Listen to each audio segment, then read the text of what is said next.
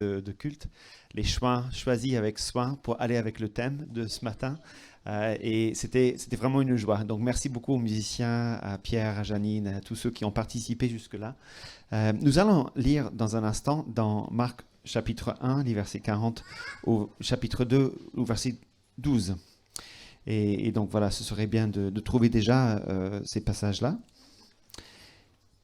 Mais avant d'arriver à cette lecture-là, il y a deux questions qu'on trouve dans les psaumes 15 et dans le psaume 24, qui sont, je pense, très pertinents pour le passage de ce matin.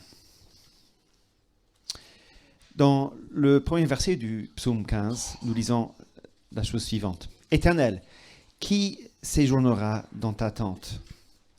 Qui demeurera sur ta montagne sainte ?» Et puis le reste du psaume explique qui pourra le faire. Celui qui marche dans l'intégrité, celui qui pratique la justice, celui qui dit la vérité selon son cœur, et ainsi de suite. Qui pourra être avec Dieu? Et la même question se pose dans le psaume 24. Même idée. Qui montera à la montagne de l'Éternel? Qui s'élèvera jusqu'à son lieu saint? Celui qui a les mains innocentes et le cœur pur. Celui qui ne livre pas son âme aux choses vaines. Alors, je ne sais pas si vous êtes là pour la toute première fois, si vous êtes là depuis des années. Je ne sais pas si vous croyez en Dieu, si vous ne croyez pas en Dieu. Je pense que pour la plupart, vous croyez en Dieu. Mais peut-être qu'il y en a certains ici qui ne croient pas encore en Dieu, qui sont là parce que ça vous interpelle. Mais l'idée de ces deux questions dans ces deux psaumes, c'est la question suivante. Si Dieu existe, et pour le psalmiste Dieu existe, et pour moi Dieu existe, donc je pense qu'il y a suffisamment d'éléments qui nous montrent que Dieu existe, mais ça c'est un autre débat. Mais si Dieu existe, admettons qu'il existe, admettons que c'est la chose la plus importante du monde, que Dieu existe, alors qui pourra être avec Dieu? Qui pourra entrer en sa présence? Qui pourra avoir une relation avec Dieu? Et la réponse de ces deux psaumes, c'est celui qui est pur et celui qui est saint. Celui qui n'est pas impur et celui qui n'est pas pécheur. Et donc, si vous êtes pur et saint, ou bien, pour le formuler autrement, si vous n'êtes pas impur et si vous n'êtes pas pécheur, alors vous êtes les bienvenus. Vous pouvez avoir une relation avec Dieu. Et donc, du coup, il y a combien de personnes ici qui prétendent être à la fois purs et saints, pas impurs et pas pécheurs? Ça, c'est la grosse question. Si Dieu existe, si nous pouvons avoir une relation avec lui, alors comment? Qui peut avoir une relation avec lui? Et dans l'évangile de Marc, nous allons voir que le passage de ce matin répond à ces deux questions, de la pureté, de la sainteté. Et que la réponse à cela, c'est la personne et l'œuvre de Jésus-Christ. Donc nous avons trois parties qui sont derrière moi à l'écran. D'abord, impur. Deuxième chose, pécheur. Troisième chose, Jésus. Donc ça, c'est mauvaise nouvelle. Ça, c'est mauvaise nouvelle. Ça, c'est bonne nouvelle. Donc il faut écouter jusqu'à la fin pour avoir la bonne nouvelle. Je vous invite à trouver dans vos Bibles Marc chapitre 1 au verset 40. Et puis, on va lire jusqu'au verset 12 du chapitre 2. Que Dieu nous aide à comprendre sa parole. Un lépreux vint à lui, à Jésus, et se jetant à genoux, lui dit d'un ton suppliant, « Si tu le veux, tu peux me rendre pur. » Jésus, ému de compassion, étendit la main, le toucha et dit, « Je le veux, sois pur. » Aussitôt, la lèpre le quitta, et il fut purifié. Jésus le renvoya aussitôt avec de sévères recommandations et lui dit « Garde-toi de rien dire à personne, mais va te montrer au sacrificateur et présente pour ta purification ce que Moïse a prescrit, afin que cela leur serve de témoignage. » Mais cet homme, une fois parti, se mit à publier hautement la nouvelle et à la colporter, de sorte que Jésus ne pouvait plus entrer ouvertement dans une ville. Il se tenait dehors, dans les lieux déserts, et l'on venait à lui de toutes parts. Quelques jours après, Jésus revint à Capernaum. On a appris qu'il était là à la maison. Et il s'assembla un si grand nombre de personnes qu'il n'y avait plus de place, même devant la porte. Il leur annonça la parole. on vint lui amener un paralytique porté par 4 hommes.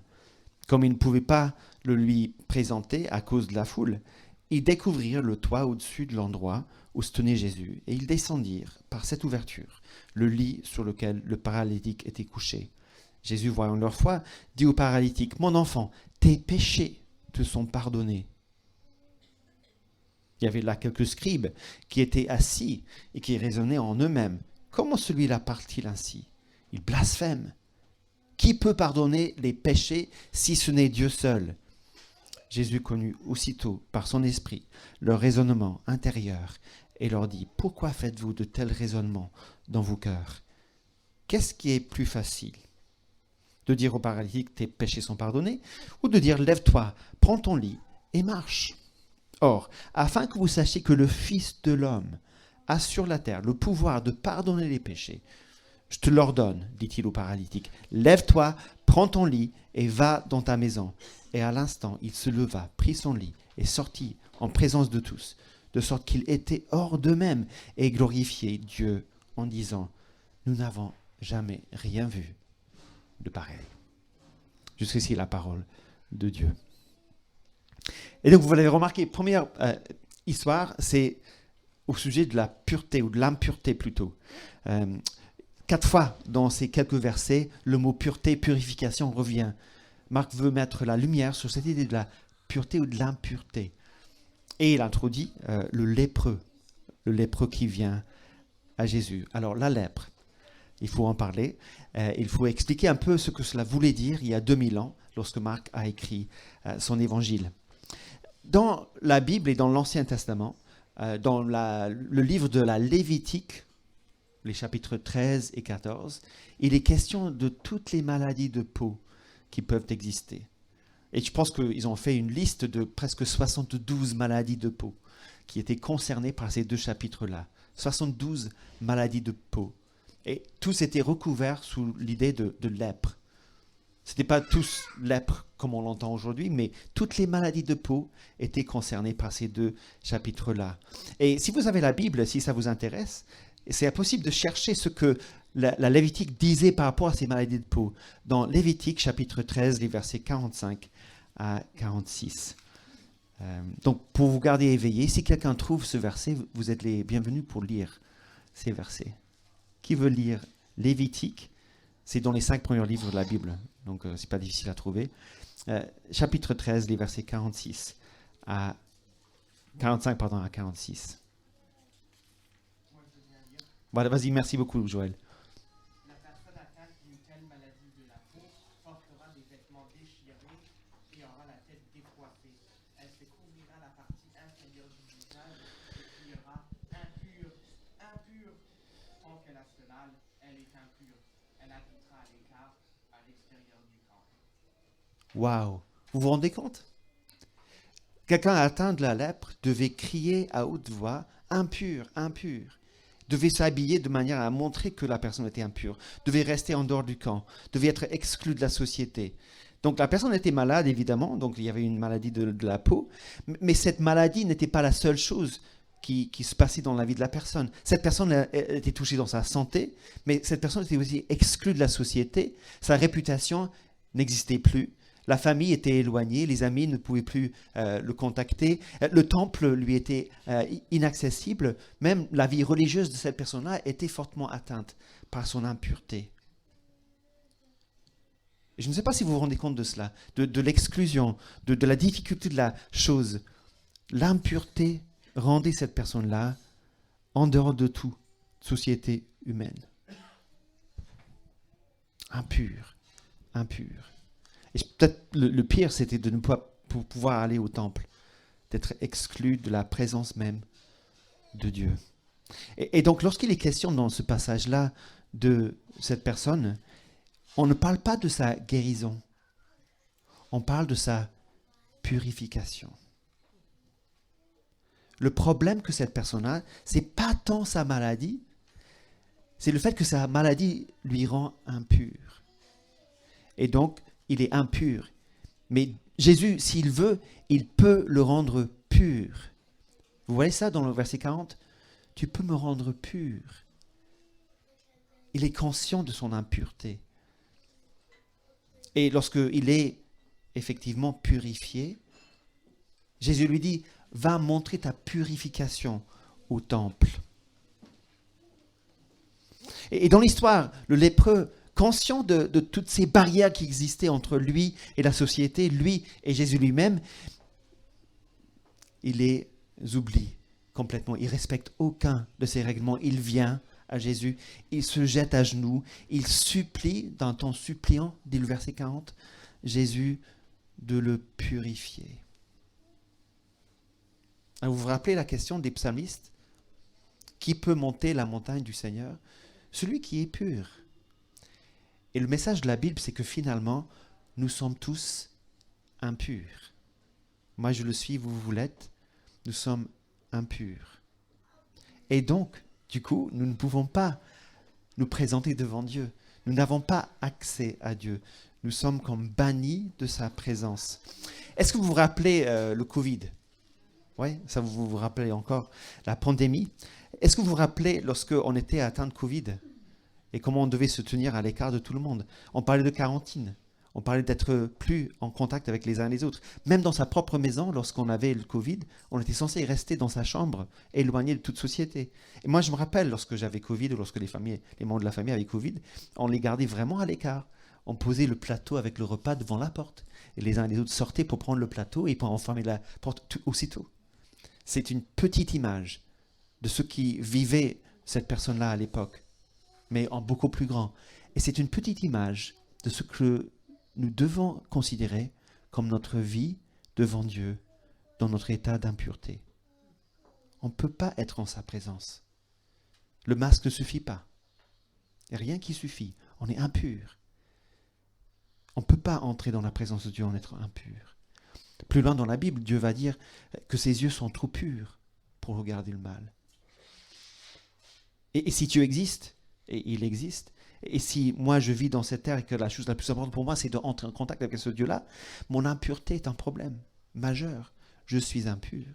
Et puis comme on voit dans ce passage, l'impureté qui habite en moi et l'impureté qui habite en vous est en quelque sorte contagieuse. C'est-à-dire que nous nous rendons mutuellement impurs au contact des uns des autres. C'est pas comme si on pouvait juste naviguer dans la vie indemne. Non. Mon impureté et votre impureté se multiplient au contact des impuretés des uns et des autres, spirituellement parlant. Et donc nous sommes vraiment impurs. Et que faire alors? Que faire si nous sommes à ce point impurs, si nous sommes à ce point exclus de la présence de Dieu? Première chose, donc, impur.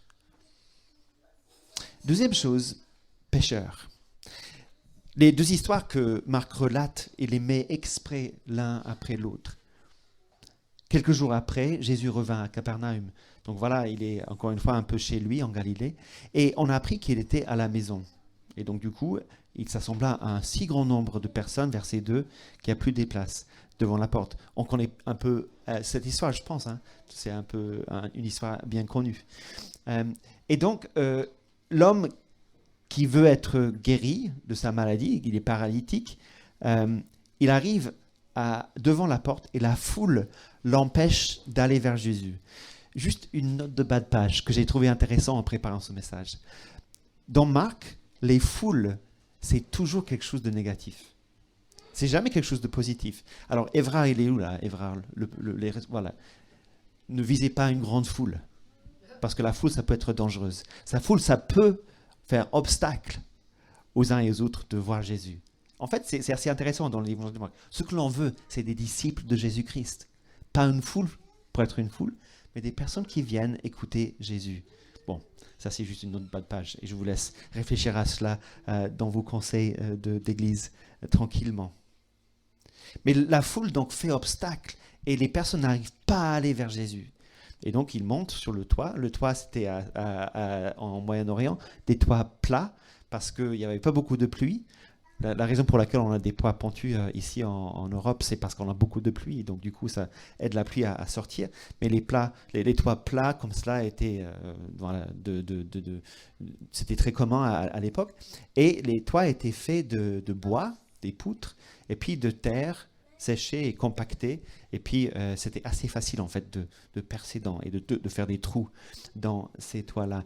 Et parce que le paralytique n'arrive pas, avec ses 4 amis, à aller à Jésus par les voies normales, ils montent sur le toit et ils font un trou dans le toit pour faire descendre le paralytique.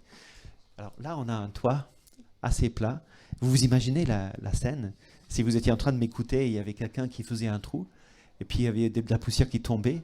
Moi, j'avais les cheveux encore plus gris parce qu'il y avait de la poussière sur mes cheveux. Et puis il y avait un homme qui descendait sur son lit avec des cordes, et puis les 4 têtes des 4 amis qui se penchent vers l'espace. Et l'homme arrive, et c'est clair et net, il est paralytique. Il ne bouge pas des bras, il ne bouge pas des jambes. Il se lève tous les matins et il est désespéré parce qu'il n'arrive pas à faire quoi que ce soit. Il ne peut pas se nourrir lui-même. Il ne peut pas faire un câlin à ses enfants s'il en a. Il ne peut pas se brosser les cheveux. Il ne peut pas s'habiller. Il ne peut pas écrire. Il ne peut pas faire quoi que ce soit avec ses bras et ses jambes. C'est catastrophique. Vous voyez sa vie? Et l'homme, son problème, c'est évident. Il est paralytique. Mais Jésus, lorsqu'il le regarde, il dit quelque chose de surprenant. Il dit que le problème qu'il voit en premier lieu, ce n'est pas le problème de sa paralysie, c'est le problème de son péché. Vous le voyez? Donc lorsque Jésus voit ce qui se passe, verset 5, il dit au paralytique, « Mon enfant, tes péchés te sont pardonnés. » On aurait tendance à dire à Jésus, mais Jésus, tu vois pas, tu as complètement raté la coche là. C'est pas ça le problème. Le problème, c'est qu'il marche pas. C'est le problème qu'il ne bouge pas des bras. Et Jésus dit, tes péchés sont pardonnés.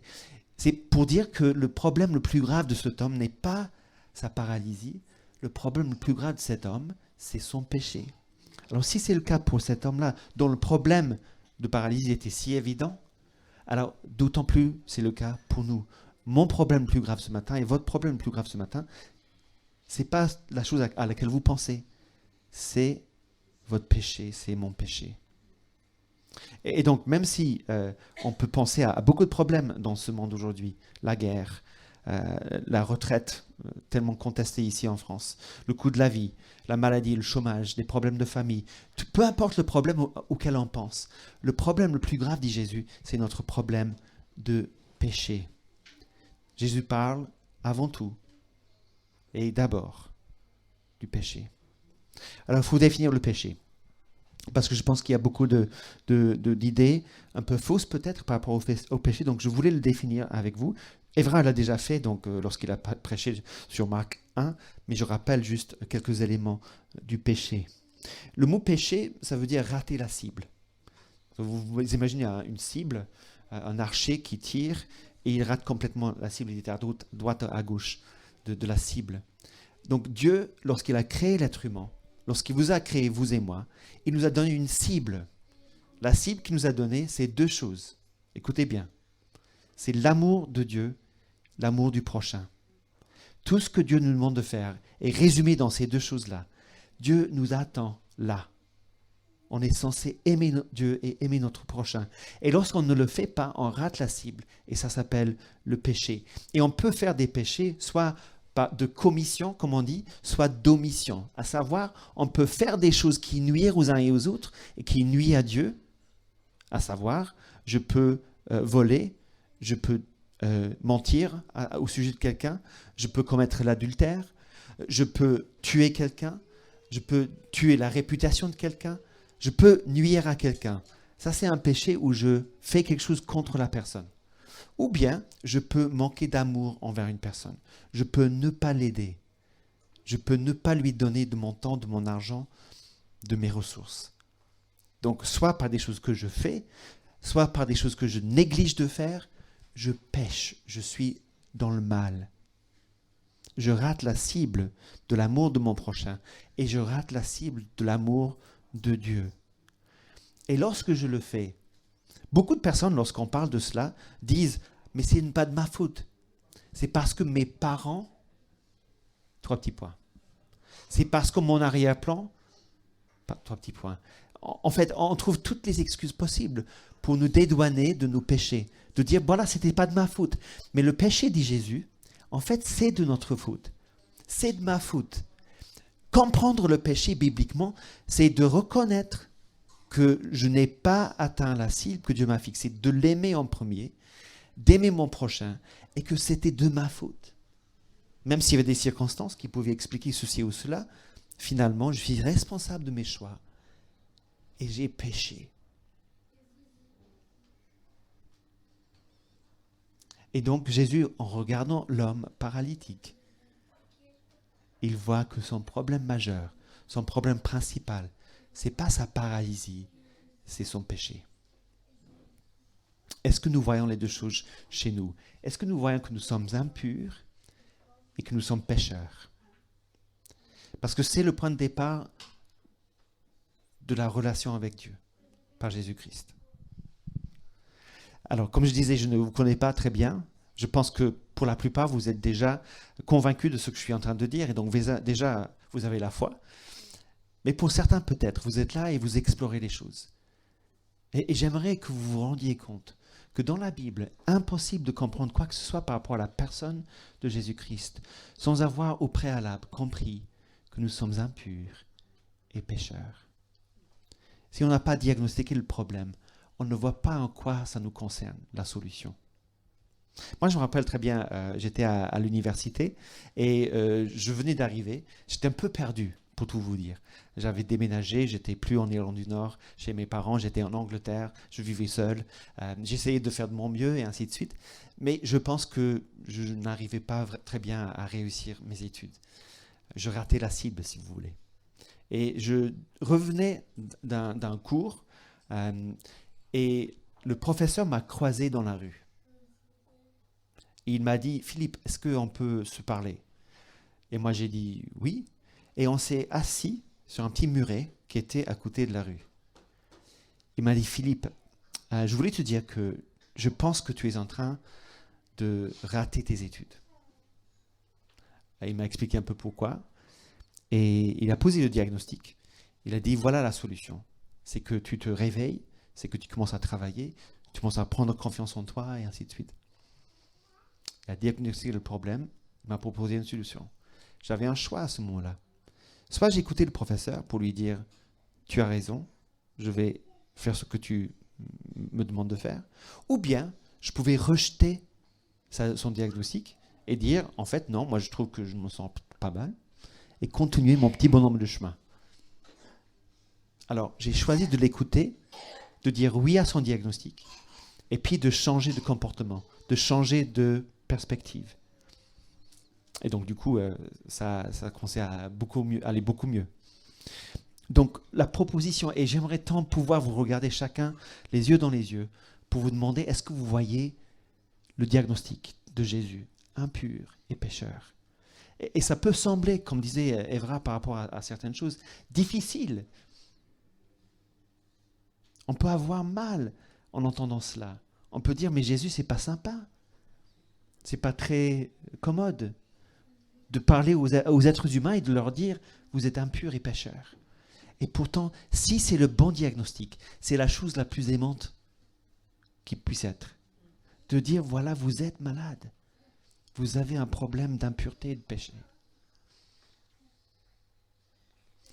Si vous avez du mal à comprendre cela, si vous faut du temps pour le digérer, alors je vous encourage vivement à aller voir un responsable d'église pour en parler, rejoindre un groupe de maison pour en parler, côtoyer les personnes qui ont déjà fait ce pas de reconnaître leur péché pour pouvoir justement progresser, cheminer avec des gens qui l'ont reconnu avant vous.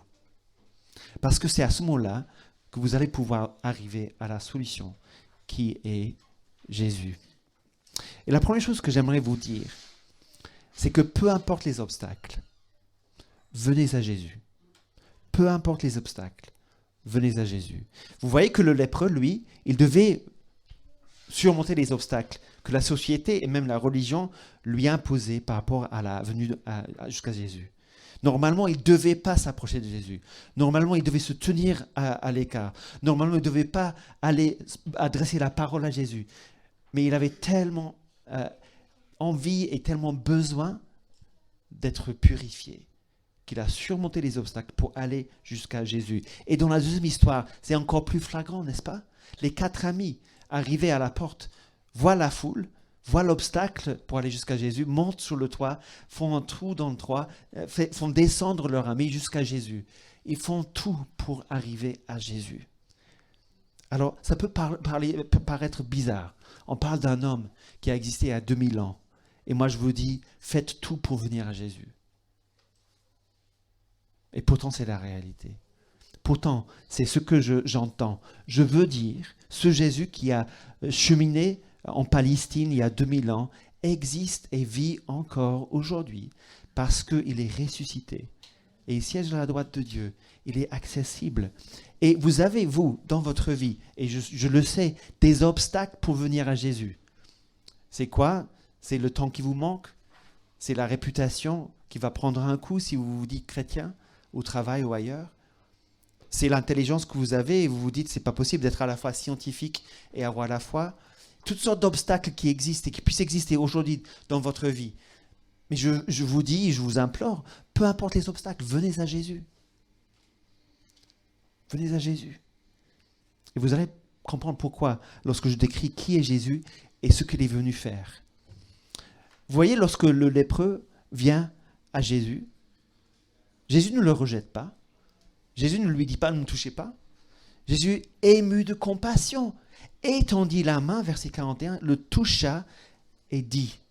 C'est-à-dire que lorsqu'on vient à Jésus, on découvre quelqu'un qui est accessible, qui est ému de compassion à la vue des personnes souffrantes, des personnes impures, des personnes pécheurs. En fait, rien ne plaît à Jésus plus que le contact avec des gens impurs et pécheurs. Moi, j'aime beaucoup de choses dans la vie. J'aime le vélo, j'aime la musique, j'aime la lecture, j'aime passer du temps avec mes enfants. J'aime beaucoup de choses. Et lorsque je me réveille le matin, il y a des choses qui me motivent pour sortir du lit et pour commencer ma journée. J'aimerais que vous imaginez Jésus. Qu'est-ce qui le fait plaisir? Qu'est-ce qui le fait sortir du lit le matin, si je peux parler ainsi? C'est aller à la rencontre de gens impurs et pécheurs comme vous et moi. Ça fait sa joie. Il aime ça. Jésus, donc ému de compassion, touche l'homme. Jésus, en voyant la foi des amis, verset 5 du chapitre 2, pardonne les péchés. Jésus est celui-là qui aime entrer en contact avec les impurs et les pécheurs, comme vous et moi. Lorsque le lépreux s'approche de Jésus, vous voyez sa question? Si tu le veux, tu peux me rendre pur. Et la réponse de Jésus, je le veux. Donc, 2 questions. Est-ce que Jésus est capable de me rendre pur et de pardonner mes péchés? Et deuxième question, est-ce que Jésus veut me rendre pur et pardonner mes péchés? Et la réponse aux 2, c'est oui. Jésus veut et Jésus peut. Comment? On va y revenir dans un instant. Mais sachez-le déjà, Jésus veut et Jésus peut nous rendre purs et sans péché.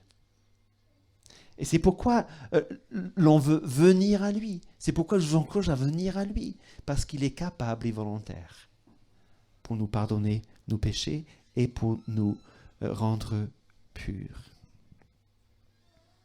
Vous voyez la réaction des scribes et des pharisiens lorsque Jésus prononce ces paroles-là. Tes péchés sont pardonnés. Il y avait là quelques scribes qui étaient assis, qui raisonnaient en eux-mêmes. Comment cela? Il peut parler ainsi. Il blasphème. Qui peut pardonner les péchés si ce n'est Dieu seul? Effectivement, seul Dieu peut pardonner les péchés.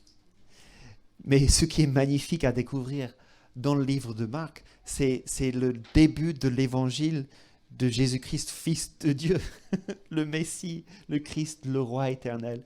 Il est venu sur terre effectivement pour faire exactement cela. C'est Jésus dans sa personne de homme, Dieu, qui pardonne et qui peut pardonner les péchés. Et en fait, c'est ce que Jésus dit à la fin de ce deuxième passage. Et évidemment, le débat est assez vif. Les scribes et les pharisiens disent « il ne peut pas pardonner les péchés, parce que seul Dieu peut pardonner les péchés. Jésus leur dit, d'accord, si on veut avoir ce débat, et on se débat. Et Jésus pose une question très intéressante, n'est-ce pas? Pourquoi faites-vous de tels raisonnements dans vos cœurs? Et puis verset 9. Qu'est-ce qui est plus facile, de dire au paralytique, tes péchés sont pardonnés, ou de dire, lève-toi, prends ton lit et marche? Alors, je pose la question à vous aussi. Quelle est la chose la plus facile à dire? Tes péchés sont pardonnés. Pourquoi? Parce que c'est invisible. Alors si je dis, Pierre, tes péchés sont pardonnés, personne ne sait ce qui s'est passé à l'intérieur de Pierre, parce que voilà, on ne peut pas savoir. Mais si quelqu'un était là, couché par terre, paralysé, si je dis, lève-toi et marche, après quelques instants, on saura si ça a marché ou pas. Parce que soit il se lève et il marche, soit il reste couché. Donc c'est plus facile de dire, tes péchés sont pardonnés. Et c'est plus difficile de dire, lève-toi et marche. C'est plus difficile de effectivement pardonner les péchés. Et c'est plus facile pour Jésus de faire en sorte que la personne se lève et marche. Et donc il y a une sorte d'inversement. Mais Jésus dit, ok, si vous voulez jouer à ce jeu-là, on va jouer à ce jeu-là. Donc je vais dire la chose qui est plus difficile à dire, et je vais dire, lève-toi et marche. Et il dit au paralytique, lève-toi et marche. Et le paralytique se lève et marche. Conclusion, que Jésus peut dire, lève-toi et marche, il vient de le démontrer, et Jésus peut dire, tes péchés sont pardonnés. Il peut le dire, il a l'autorité pour le dire, et il le dira quand il voudra, à qui il voudra. Et donc si vous êtes là ce matin et vous êtes convaincu que le diagnostic posé par ce passage impur et pécheur est correct et juste, et si vous venez à Jésus, sachez que Jésus pardonne inéluctablement toute personne qui vient à lui et qui lui demande de le pardonner, de le purifier. Il peut et il veut. Il peut et il veut. Et Jésus le dit lui-même en fait à la fin de ce passage. Il dit, afin que vous sachiez que le Fils de l'homme a sur terre le pouvoir de pardonner les péchés. Je te l'ordonne, lève-toi et marche. Alors c'est qui ce Fils de l'homme? C'est une façon un peu bizarre, n'est-ce pas, de parler de lui-même. Le Fils de l'homme, et je fais bref. Jésus fait référence à Daniel 7, 13 et 14. Encore une fois, si vous êtes encore éveillé, et si quelqu'un peut trouver Daniel 7, 13 à 14, qui veut lire ce texte? Daniel 7, 13 à 14. C'est absolument capital parce que Jésus va utiliser l'idée de Fils de l'homme partout dans le livre de Marc. Daniel 7, 13 à 14.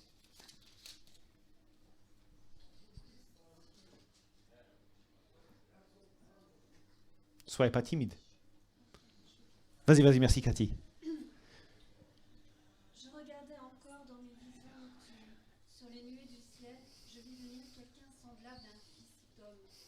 Il s'avança jusqu'au vieillard, âgé de nombreux jours, et on le fit approcher devant lui. On lui donna souveraineté et gloire, et la royauté, et tous les peuples, toutes les nations, les hommes de toutes les langues lui apportèrent leur hommage. Sa souveraineté est éternelle, elle ne passera jamais, et quant à son royaume, il ne lui sera jamais détruit. Oh!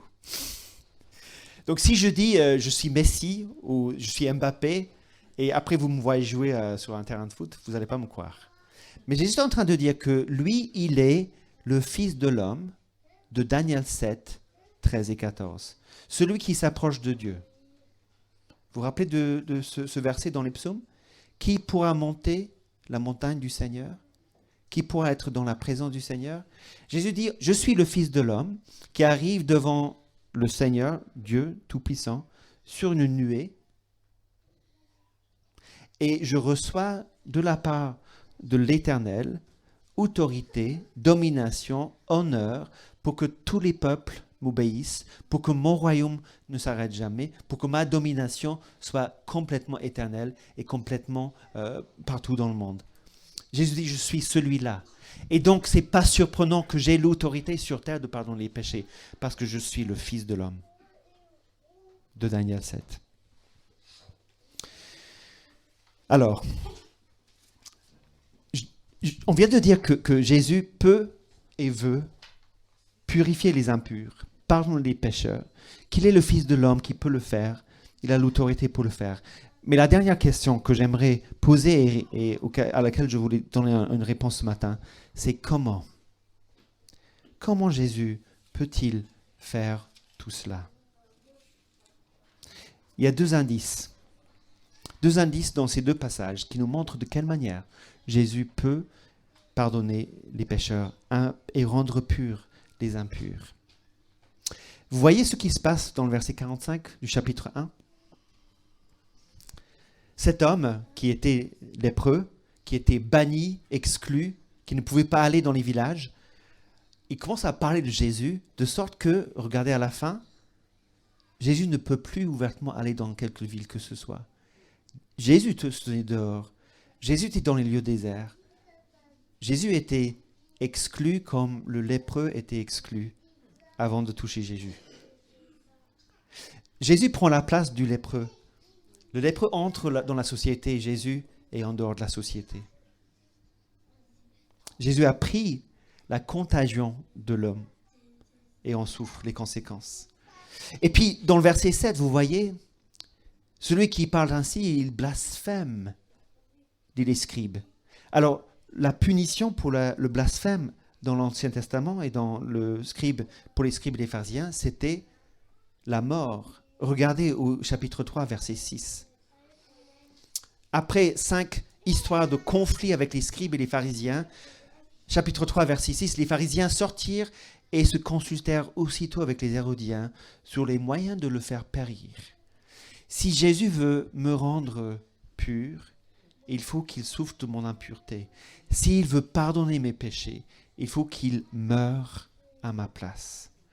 Et tout l'évangile de Marc, c'est l'histoire de comment Jésus se décide d'aller vers la croix afin de mourir pour moi, afin de mourir pour vous, pour porter vos péchés, pour vous pardonner, pour porter votre impureté, pour vous rendre purs, afin que vous puissiez, comme lui, entrer en présence de Dieu, gravir cette montagne sainte, avoir les mains innocentes et les lèvres pures. Jésus prend ma place, afin que je puisse prendre sa place. C'est la bonne nouvelle. 2 applications très concrètes. Première chose, si vous n'avez pas encore mis votre foi en ce Dieu-là, en cet évangile-là, si vous n'avez pas encore reconnu le diagnostic et la solution, c'est le moment de le faire. Et je vous invite instamment à le faire.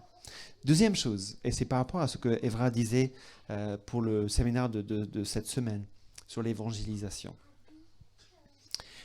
Qui dans votre entourage a besoin d'entendre cette bonne nouvelle? En fait, c'est ça la question derrière le mot évangélisation. Évangélisation, ça veut dire annoncer la bonne nouvelle. Il y a une bonne nouvelle, nous pouvons en tant qu'êtres humains, pécheurs et impurs, entrer dans la présence de Dieu par la personne et l'œuvre de Jésus-Christ. Et l'évangélisation, c'est exactement cela. C'est dire à haute voix que c'est vrai. Donc, qui dans votre entourage a besoin d'entendre cette bonne nouvelle? Et puis, lorsque vous aurez décidé qui pourra bénéficier de cela, le prochain pas, c'est de le faire. D'annoncer à cette personne-là la bonne nouvelle de la grâce de Jésus. De l'inviter à venir dans cette église. J'ai été béni pendant toute ce culte ce matin. Et vos amis vont avoir les mêmes expériences que moi. Accueil chaleureux, chant bien choisi, lecture biblique, prière, présence sympathique de tout le monde. Ils vont venir là. Ils vont comprendre quelle est cette bonne nouvelle de Jésus-Christ. Donc, invitez les gens à venir ici. Je vais prier pour nous afin que tout cela puisse être le cas. Notre Dieu, nous te remercions parce que tu as envoyé Jésus et il voit notre impureté et il voit notre péché et au lieu de courir et de s'éloigner de nous, il s'approche de nous, il nous touche, il nous guérit, il nous purifie, il nous pardonne. Seigneur, nous avons tellement besoin de ça. Nous avons tellement besoin de cela à la fois pour résister au péché dans cette semaine qui vient, mais aussi pour être sûr que nous sommes aimés et nous sommes adoptés dans ta famille. Et nous avons tellement besoin de ça aussi pour pouvoir en parler autour de nous.